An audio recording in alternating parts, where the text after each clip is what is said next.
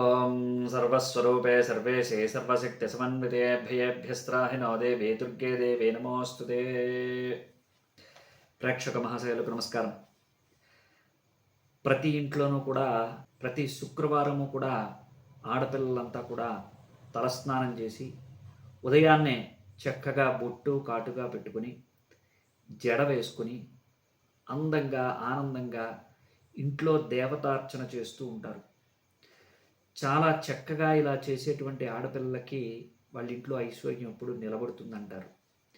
నిలబడటమే కాదు, ఈ శుక్రవారం ఇలా చేసేటువంటి ఆడపిల్లలతో పాటుగా ఇంట్లో ఎవరైతే ఐశ్వర్యం నిలబడాలి అని అనుకుంటారో, ఎవరైతే ప్రతి శుక్రవారము కూడా అమ్మవారికి ప్రత్యేకంగా పూజ చేసుకుంటూ ఉంటారో, అలాగే మన సౌభాగ్యం నిలబడాలి, తన ఐశ్వర్యం నిలబడాలి, ఇంట్లో సౌఖ్యము శాంతి ఐశ్వర్యము నిలబడాలి అని అనుకుంటూ ప్రతి ఇంట్లోనూ కూడా ఒక కన్యాకుమారి కావచ్చు, ఒక బాలా త్రిపుర సుందరి కావచ్చు, అంటే బాలగా ఉన్నటువంటి బాలికలంతా కూడా బాలా త్రిపుర సుందరి స్వరూపము, కన్యగా ఉన్నటువంటి వాళ్ళంతా కూడా కన్యాకుమారి స్వరూపాలు, అదేవిధంగా సౌభాగ్యవతులైనటువంటి స్త్రీమూర్తులంతా కూడా లక్ష్మీ సమానులు. అంతా కూడా ప్రతి ఇంటికి కూడా ఒక వైభవం తీసుకొచ్చేటువంటి మహాతల్లులు. వీళ్ళంతా కూడా ఇల్లు నిలబడాలి అని ఎంతో పరిశ్రమ పడుతూ ఉంటారు.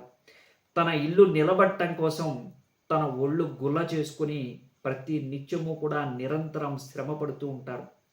శ్రమ పడటమే కాదు, ప్రతి ఇంట్లోనూ కూడా వాళ్ళు కోరుకునేటువంటి కోరికలకి, వాళ్ళు చేసేటువంటి త్యాగాలకి అసలు తిరిగే ఉండదు. నిజానికి నిస్వార్థంగా పనిచేసేటువంటిది స్త్రీమూర్తి మాత్రమే. అటువంటి స్త్రీమూర్తికి తన కోరికలు ఎల్లప్పుడూ కూడా తిరిగి ఆ అమ్మవారు ఎప్పుడూ కూడా అందించాలి అని అనుకుంటూ ఉంటుంది. అటువంటి వారికి అమ్మవారి కటాక్షము సంపూర్ణంగా ఉంటుంది. ఎటువంటి భయము లేకుండా, ఎటువంటి భీతి లేకుండా, ఎటువంటి నిష్కారణమైనటువంటి నిష్కల్మషమైనటువంటి వాళ్ళ ప్రేమకి, వాళ్ళ యొక్క కోరికలు తీరటానికి అమ్మవారే స్వయంగా చెప్పినటువంటి ఒక శ్లోకం ఉంది దేవీ భాగవతంలో. స్వయంగా ఆ యొక్క శ్లోకాన్ని చదివినట్లయితే లక్ష్మీ ప్రాప్తి సౌభాగ్యము కలుగుతుంది, సుఖము శాంతి సంతోషాలు కలుగుతాయి.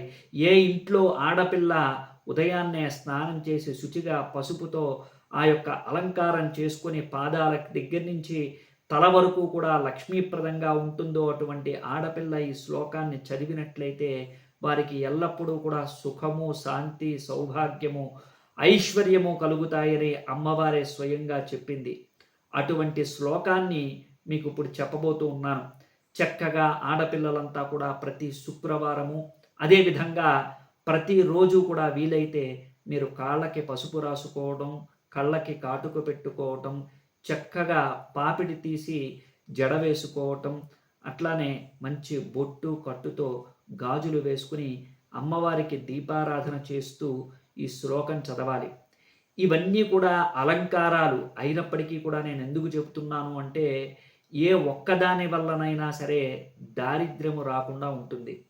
కాళ్ళకి పసుపు రాసుకోవడం వల్ల లక్ష్మీప్రదమైనటువంటి అలంకారమే కాదు, ఆ కాళ్ళకి ఎవరైతే పసుపు రాసుకుంటారో వారికి ఈ యొక్క శని దోషాలు ఉండవు. అంతేకాదు, గురువు యొక్క అనుగ్రహం కలిగి కాళ్ళకి పసుపు రాసుకున్నటువంటి స్త్రీ యొక్క అనుగ్రహం చేత ఆ ఇల్లు పావనమవుతుంది. అంతేకాదు, కళ్ళకి కాటుక పెట్టుకున్నంత మాత్రాన ఆ కళ్ళని కానీ ఆ ముఖాన్ని కానీ ఎవరైతే చూస్తారో వాళ్ళంతా కూడా పవిత్రమైనటువంటి భావనతో చూడగలుగుతారు. అంతేకాదు, ఆ కళ్ళకి కాటుక పెట్టుకున్నంత మాత్రాన ఆ ఇంటికి దుష్టి దోషం తగలదు. ఆ స్త్రీకి కలిగేటువంటి ఇబ్బందులు కూడా ఎటువంటి అపవాదులు ఉండవు. అంటే ఇంటి వరకు వచ్చినటువంటి నరదృష్టి ఇంటిని దాటి బయటికి వెళ్ళిపోతుంది తప్ప లోపలికి రాదు. అదేవిధంగా జడ వేసుకుని పాపిటి తీసుకుని ఎప్పుడైతే స్త్రీ ఉంటుందో ఆ పాపిట స్థానంలో లక్ష్మీ నివాసం ఉంటుందట. లక్ష్మీ నివాసము స్త్రీ యొక్క పాపిటలో ఉంటుంది. ఆ పాపిట తీసుకుని జడ ఎప్పుడైతే స్త్రీ వేసుకుంటుందో ఆ స్థానంలో లక్ష్మి ఎప్పుడూ కూడా తాండవం చేస్తూ ఉంటుంది. అంతేకాదు చేతికి గాజులు వేసుకున్నటువంటి స్త్రీ చేత్తో ఏది వడ్డించినా, ఏది ఇచ్చినా తండ్రి కానీ, తన తోబుట్టువు కానీ, ఎవరైనా సరే బయటికి వెళ్తున్నప్పుడు ఒక వస్తువు కానీ, లేదా ఆ వాహనం యొక్క తాళం కానీ చేతికి ఇచ్చిందో వారికి తిరుగుండదు. ఆ కార్యం శుభమవుతుంది. ఆ యొక్క ఇల్లు పావనమవుతుంది.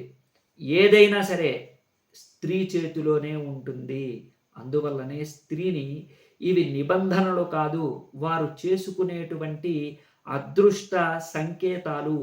ఇవి నిబంధనలుగా, నియమాలుగా ఎవరైతే వాటిని అడ్డుగా అనుకుంటూ ఉంటారో వారికి ఇక ఏది చెప్పినా అనవసరం. కానీ ఇది పాటించేటువంటి స్త్రీలు మాత్రం చాలా చక్కటి సౌభాగ్యవతులుగా, అంతేకాదు వారి వలన ఆ ఇల్లంతా కూడా అష్టైశ్వర్యాలతో తులతూగుతూ ఉంటుంది. ఇక అమ్మవారు చెప్పినటువంటి ఈ శ్లోకానికి వస్తే, ఆ శ్లోకం ఎవరైతే ప్రతి నిత్యము కూడా 108 సార్లు వరకు చదువుకుంటారో, అంటే శాస్త్రం ఏం చెప్పబడిందో ఒక్క మాటలో చెప్తాను వినండి. సహస్రావర్తన లక్ష్మి రావృణోతి స్వయం స్థిర దశాశ్వమేధ క్రతుషు దేవానాంచ యథా హరి స్తవనామపి సర్వేషాం తథా తథా లక్ష్మీ ప్రాప్తి. యాగములలో అశ్వమేధ యాగం చేసినటువంటి పుణ్యఫలితంతో పాటు ఎప్పుడూ కూడా స్థిరంగా ఉండేటువంటి లక్ష్మీ ప్రాప్తి కలగడానికి శ్లోకం హేతువవుతుంది అని చెప్పి దేవి భాగవతంలో ఉంది. కాబట్టి ఈ శ్లోకాన్ని తప్పకుండా ప్రతినిత్యము కూడా చదవండి. శాస్త్రం చెప్పినటువంటిది వినండి.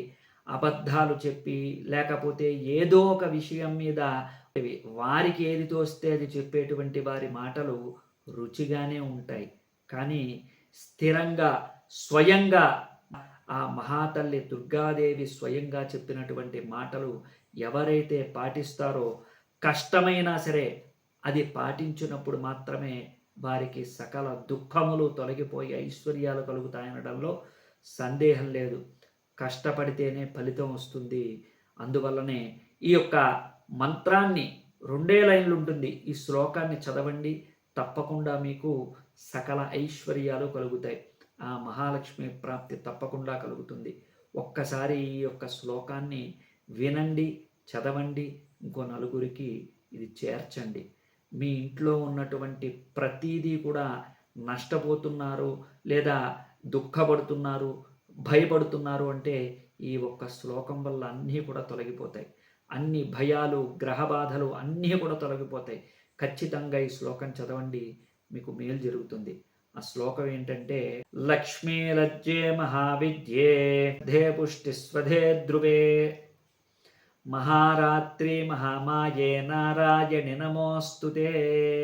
ఈ శ్లోకాన్ని 108 సార్లు చదవండి. అమ్మవారి ఎదురుకుండా 2 చేతులు జోడించి, లేదంటే కుంకుమార్చన చేస్తూ, మీరు ఎంత శ్రద్ధగా చదివితే అంత ఫలితం ఉంటుంది, అంత దుఃఖ విమోచన కలుగుతుంది, అంత రుణ విమోచన కలుగుతుంది, అంత ఐశ్వర్యం కలుగుతుంది. ఖచ్చితంగా ఈ శ్లోకాన్ని చదవండి. కావలసినటువంటివన్నీ కూడా పొందండి. శాంతి, సౌఖ్య, సౌభాగ్యాలన్నీ కూడా కలుగుతాయి. అమ్మవారే స్వయంగా చెప్పింది, అశ్వమేధయాగం చేసినటువంటి ఫలితం కలుగుతుందని. కాబట్టి తప్పకుండా స్త్రీలంతా కూడా ఈ విధంగా శ్లోకాన్ని పఠించండి, దానివల్ల మేలు పొందండి. నలుగురికి ఈ విషయాన్ని చేరవేయండి, మీరు కూడా పాటించండి. రహస్యమైనటువంటి, చాలా చక్కనైనటువంటి శ్లోకాన్ని ఎవరైతే పాటిస్తారో, ఎవరైతే చేస్తారో వాళ్ళకి తిరుగుండదు. ఇది తథ్యం తథ్యం తథ్యం. శుభం.